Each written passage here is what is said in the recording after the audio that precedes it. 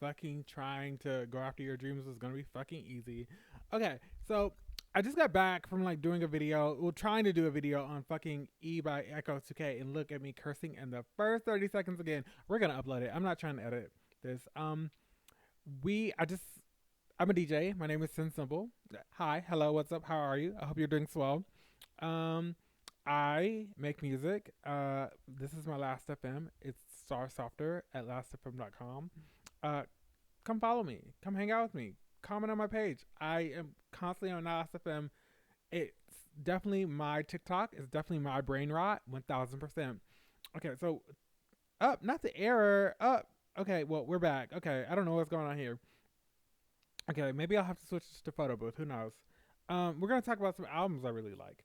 Um, I guess I'm exposing myself. So Slayton is actually my first album that I ever dropped. I don't make music under that pseudonym anymore, but I do really, really enjoy this album. I think it's extremely experimental.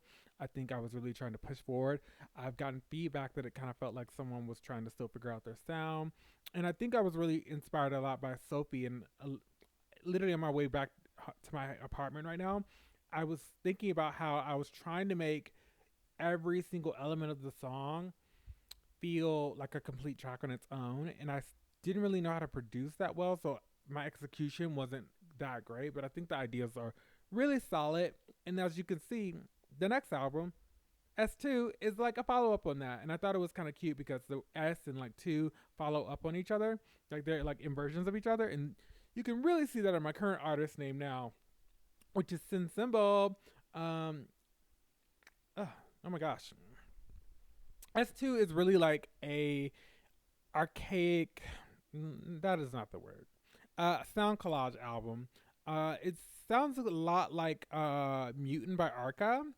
It sounds a lot like that. It's very noisy. It's very like bit crushed in a way, but there was no bit crushed in it. Actually, the way I did it was I took a stem splitter and split all of the tracks on Cry, and then put a compressor, and a compressor is just, you just make the sounds louder. And I put a compressor on all of those stem artifacts, and it just made like really crazy sounds. I was like, oh my god, this sounds so cool. And it's like, it definitely feels like a sequel because it's literally made up of the first one, but it's like more extreme. So yeah, that's basically what I did. And also like I would take, let's say track 1, I would take the bass from track 1 and put it on track 7. I would use the vocals from that, from the compressor, and they would just be like this random collage. So it really is a sound collage album. And as you can see, I really, really like it a lot. In fact, I actually like it more than Cry. My number 3 top album on Last FM is gonna be E by Echo 2K. E is just, E was the album that made me want to do music. E feels very exploratory. It feels like Echo 2K really understood how to create a sound room in a and paint an atmosphere and paint an image. I think the lyrics are very good as well. They really talk about him struggling with drug addiction and really just struggling with like being a different person in a society that doesn't always know how to accept that. And I definitely relate to that. Unfortunately, but you know, maybe fortunately, I'm really grateful. It's given me a lot of perspective. The next on the list is Fanatic, which is also by me. What do you know? I actually really do like my music. Fanatic was kind of based on the idea of like XCX world. So let's say somebody hacked my Google Drive, which was what happened to Charlie XCX. Somebody hacked her Google Drive and like stole her album, and she was never able to release it, even though she put so much work into it. Mine is more like someone hacked my Google Drive and all this music that I wasn't gonna release anyway. Like they hacked it and then they kind of made their own cool remix version of it all. And I'm still kind of, actually Sin Symbol is definitely a riff on that. Like I, Sin Symbol is the hacker that took my account, which is why it's my last album for Slayton, because I don't make music under that pseudonym anymore. But I thought it was really cool. I don't know. I thought it slayed. I thought it was really cool. I definitely was playing on more of the sound collage ideas, a lot more of the atmospheric reverb ideas that were going on. I wish I would have, a lot of the DJ ideas, a lot of the ideas were repetition. There's this concept in music called ostinato, which is where you repeat something, which is where you repeat something, which is where you repeat something, and it kind of becomes more likable through that. So I was playing a lot around with that. So yeah, slay. Um, SOS. Oh my god, SOS is a amazing album. I don't know. I'm gonna have to do a whole video on SOS, but it is my number 5 album. I'll do 10 today. Uh, SOS is so good. There's like, I I need to go through and listen to the whole album again. But I really went through it like I think once and then picked like all the tracks I like, how most people listen to music nowadays, and just like put them in a little playlist. But that playlist was like 17 tracks, and the album is 30 tracks long. Okay, she ate. I know she ate. Um, my favorite track on there, it's changed. It was Low, and then it was Love Language, and then it was Far, and then it was Conceited. See, you know I know the tracks because I'm just naming them. There's so many on there. Blind is another good one. Oh no, we love SOS. SZA, you did a great job. The next one is Crash. Now this is actually deceiving. I was in my stand moment and I was streaming the shit out of this album, but I actually do like Crash. But what you don't know, I'm sure if I scroll down a little bit more, you'll see Brat has way more streams in this album. The problem with Brat is the remix album, the deluxe, and the regular album don't get filed under the same category, but they all have like 400 plays. Okay, so it's like really like 1,200, but you wouldn't be able to tell that by Last FM. So we love Crash, we stand her, but we love a Brat. Let's keep it real. We love a Brat. My favorite track on Crash is gonna be on Crash is probably Yuck. And I'm just now realizing that I didn't do my favorite tracks for the other albums, but I probably will. Yuck is definitely a fantastic track. Definitely giving Levitating in a way. But you know what? That's okay. Like we don't care. Or I feel like it was this. It has the same like drum pattern as like another Dua Lipa song, but don't quote me on that. I can't remember. There's like an article online that you can look up about it. My favorite track on on Cry is gonna be Bag. That was my first song that I ever like wrote lyrics to. That I first wrote lyrics to and liked. And then to follow up on that, Gooey on S2, there is a stem splitted sample of the vocals from Bag, and it's the last track on S2. Honey. And I realize I'm like doxing my location. Ooh. I do live in Antioch, Tennessee. Hopefully you can't tell any more information about where I live based off what's on my screen. I hope not. Anyways, let's see here. My favorite track on E is probably gonna be Calcium. Love that song. Very dancey, very cute, very freaky. Favorite track on SOS. Can't pick a favorite track. Crash. We've already said it. For 333 by Blade. Amazing,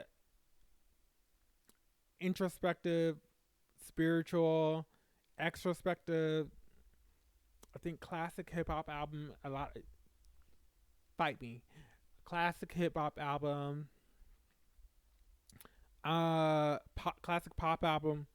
Fight me.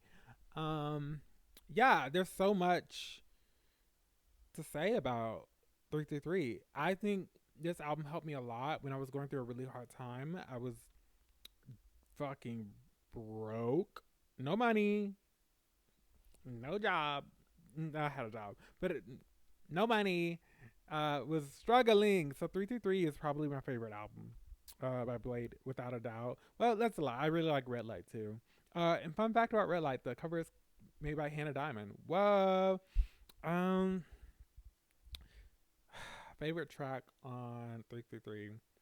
It's gotta be. Let me just look real quick because I don't entirely remember what the title is called. Reality Surf and Noblest Strife. Really, it's a tie between both of them, and I like that they're back to back on the album like a lot. I like that a lot. So between one of those two, Uh, Tinkerbell by Palmistry. Spotify. This is such a Spotify core album. I don't even know what to say about it. It it was just recommended. It was really recommended to me through Spotify, and I ate it up. I ate it up. Not a crumb was left. Not a crumb. No, no, no, no. Not a crumb was left. Okay. What else can I say about Tinkerbell? I love that it's different. I love the use of autotune on this album. I love that Tinkerbell. I love that Tinkerbell is also not trying to fit in. Lately, I've been like realizing that a lot of good music is like ASMR music, and there's a couple like ASMR tracks on Tinkerbell, and they're so good. Honey, they're good. They're. Can you say delicioso? Exactly, exactly. So my favorite track on Tinkerbell. Let me see. I don't remember the track names. I'm a little tired, y'all. Forgive me. Forgive me. My favorite track on Tinkerbell. I do like Rainer. UK Dream or Rainer are probably really great, and also Niche to Divine is great. Oh my god, pick one. We are gonna go with UK Dream, if I recall correctly. No, I'm not gonna play it. I'm pretty sure it's UK Dream. Uh, Not my thing breaking again. We don't like it when it breaks. Okay. Let me go back to albums. And then, well, this is not that first spot. I clicked on tracks. Ooh. Okay. Still Over It by Summer Walker. Still Over It by Summer Walker is an amazing album. It really helps me like reconcile my feelings towards romantic relationships and friendships in a way too. And just also, it really makes me feel like I'm that girl. Really makes me feel confident in myself and that I can learn to love again.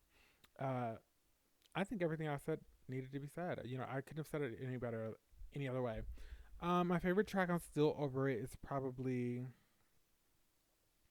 Session 33, where she's just it just really reminds me of like, wow, I really wanted it to work out with you, and like suddenly I'm realizing that like it's not gonna work out, and like I don't want to believe it.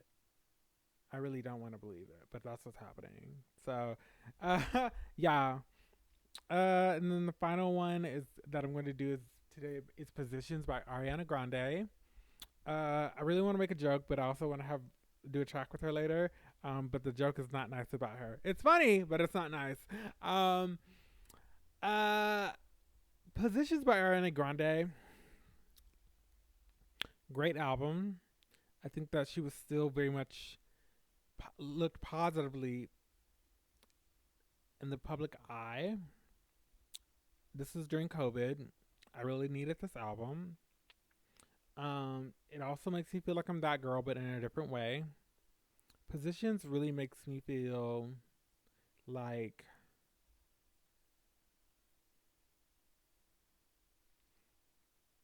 if I stay positive and I stay consistent as I can be, I'm gonna get to where I want to be.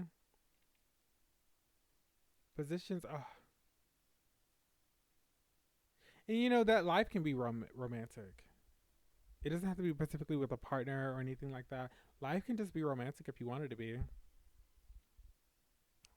Somebody just honked their horn. Uh, my favorite track. There's several.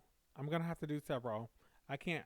I really want to just do one, but I really like Just Like Magic and ooh, My Hair. I'm probably gonna listen to Obvious right after this. Okay, that was the video. I hope you guys enjoyed it. I enjoyed making it. Y'all, I don't know if I'm gonna keep doing specifically like this content. Comment below if anybody's watching this. Oh, not it breaking again. Not it breaking. Um, yeah, I am trying my best. I'm actually getting a little bit emotional. I'm trying my best to make a difference in my life. Um, and I think that this is like a step towards that. So if you can help make my dreams come true, subscribe, like, comment. I know that sounds fucking corny because it is corny, but I really do mean it. It actually is helping me. Yeah. Bye.